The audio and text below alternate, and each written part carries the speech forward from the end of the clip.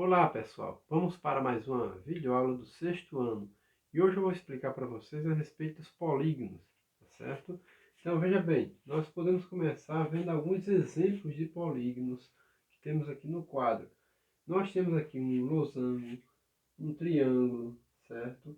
Temos uma forma de uma bandeira, certo? Eu tenho aqui tipo um sinal de adição e uma figura geométrica aqui de 8 lados, certo? Então, são exemplos de polígonos, tá? Esses de baixo são exemplos de figuras geométricas que não são polígonos. Então, veja bem, qual é a diferença desses de cima para os de baixo? Por exemplo, um polígono, ele não pode ter os cantos arredondados, como acontece aqui nessa figura, certo? Então, isso aqui não é um polígono. Esse outro, da mesma forma, ele tem que ser formado apenas por segmentos de retas, tá? Aqui eu tenho segmentos de retas, mas ela é vazada, né? Essa parte aqui central desse polígono, você observa que ela é vazada. Quando acontece isso também, não se trata de um polígono, tá?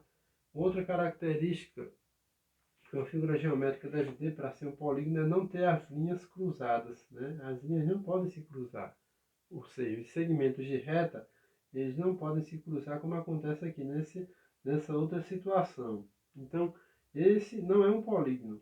Aqui eu tenho uma outra figura que também tem os cantos arredondados. Então, nenhum desses aqui pode ser considerado polígonos por conta dessas características que eu citei agora, tá? Diferente dos anteriores, ok? Então, veja bem, vamos ver agora quais são os elementos do polígono. Eu tenho aqui um quadrado com os vértices, né, os pontos A, B, C e D, e nós podemos identificar o primeiro elemento desse polígono, que é indicado pelo vértice, tá? O que são os vértices? São exatamente os pontos A, B, C e D, certo? Cada ponto desse aqui, né, que é indicado por uma letra, nós chamamos de vértice. E aí, na hora de representar os vértices através das letras, é só colocar as letras correspondentes a cada pontinho que está indicado no quadrado. Eu tenho aqui o vértice A, B, C e o D. Tá? Isso aí é o primeiro elemento de um polígono. Nós temos mais um elemento que são os lados. Os lados, eles são indicados geralmente por duas letras. Na hora que for representar, aqui na hora que for representar com as letras mesmo, certo? E um traço em cima de cada grupo dessas letras. Ou seja, cada vez que eu colocar as duas letras, eu vou e coloco um traço na parte superior dessas duas letras que indica que se trata do lado. Por exemplo, está aqui o lado AB, que refere-se a esse lado do quadrado. Lado BC, que refere-se à lateral, o CD e o DA. Observe que ambos sempre têm um traço acima das duas letras, certo? O outro elemento são os ângulos. Então, os ângulos são indicados de duas formas. A primeira dela pode ser usando as três letras, como acontece aqui, ó, A, B, C. Então, se eu pegar aqui A, B, C, então o ângulo aqui refere-se a esse ângulo B, tá? E sempre esse ângulo que está sendo referido pela letra, né, ou seja, correspondendo pela letra, vai ter um acento circunflexo sobre a letra que indica o ângulo, tá? No caso aqui eu tenho o ângulo B, certo? Ainda tem aqui, ó, o BCD, que indica o ângulo C, esse ângulo de baixo, certo?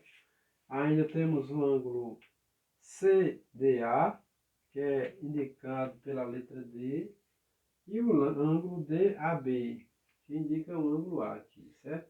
A outra forma de indicar o ângulo é somente colocar as letras referentes a cada um dos cantos, né, que representa o ângulo, tá? Não sendo necessário utilizar as três letras. Basta colocar a letra que refere-se ao ângulo. Por exemplo, o ângulo A, eu posso colocar somente assim, ó, só deixar somente o B, aliás, o ângulo A, eu posso deixar somente o A, o ângulo B, posso deixar somente o B, que também refere-se ao ângulo, e o ângulo D somente a letra D, que aí vai estar indicando o ângulo da mesma forma, certo? Existem essas duas maneiras de você indicar o ângulo. Então esses são os três elementos que nós podemos encontrar em um polígono, tá?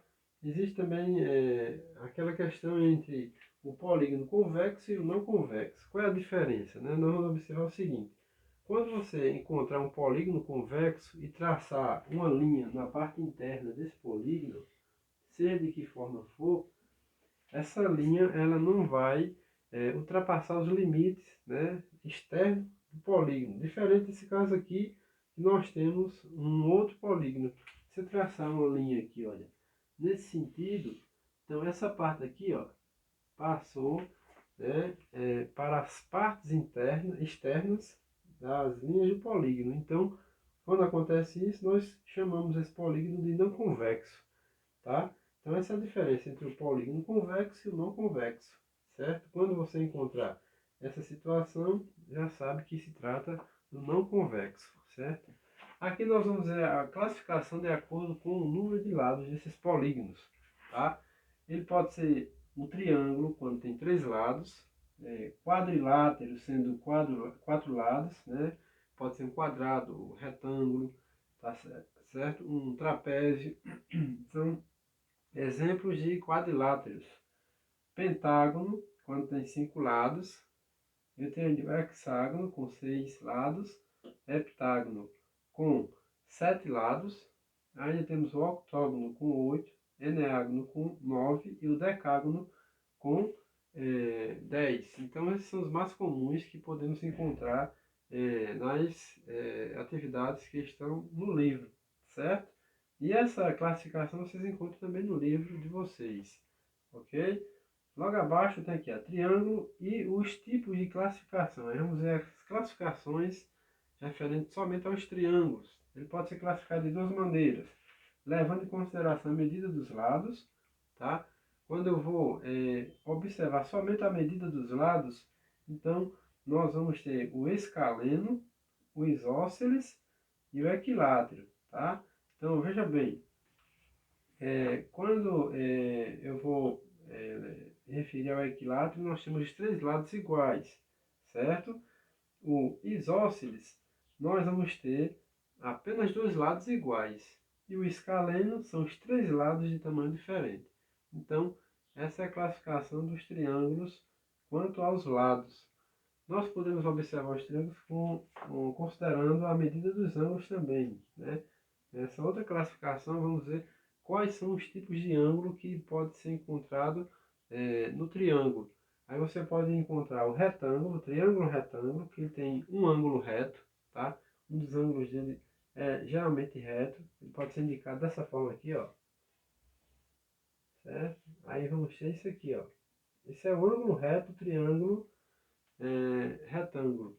Vamos ter o arcotângulo, que geralmente ele é um ângulo com menos de 90 graus. Ele pode ser indicado dessa maneira aqui, ó. Certo? Então eu vou ter aqui menos de 90 graus aqui, aqui, e os três cantos vão ser indicados com ângulos de menos de 90 graus. E o óbitos ângulos, que é um ângulo que tem mais de 90 graus, tá? E aí você vai observar que esse canto aqui ele tem mais de 90 graus. Então, esses são os três tipos de triângulos que podemos encontrar, levando em consideração a classificação dos ângulos, a medida dos ângulos, né? Nós podemos ainda encontrar os quadriláteros, que são aqueles polígonos com quatro lados, tá?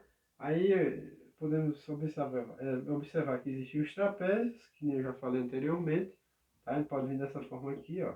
Os trapézios, ele tem como característica principal dois de seus lados sendo paralelos, os outros dois não são paralelos, tá? Significa o quê? Que esses dois segmentos de retas que formam o trapézio, eles são paralelos, né? Um do lado do outro. Por outro lado, esses outros dois aqui, eles não são paralelos. A mesma coisa acontece nesse segundo exemplo aqui, ó. Então, outro trapézio. Então, essa é a característica principal do trapézio, certo? Quando ele tem dois de seus quatro lados sendo formados por segmentos de retas paralelas. E os paralelogramos, né? Nós temos ainda os paralelogramos que ele tem como característica principal dois lados paralelos e os outros dois lados, né, também paralelos.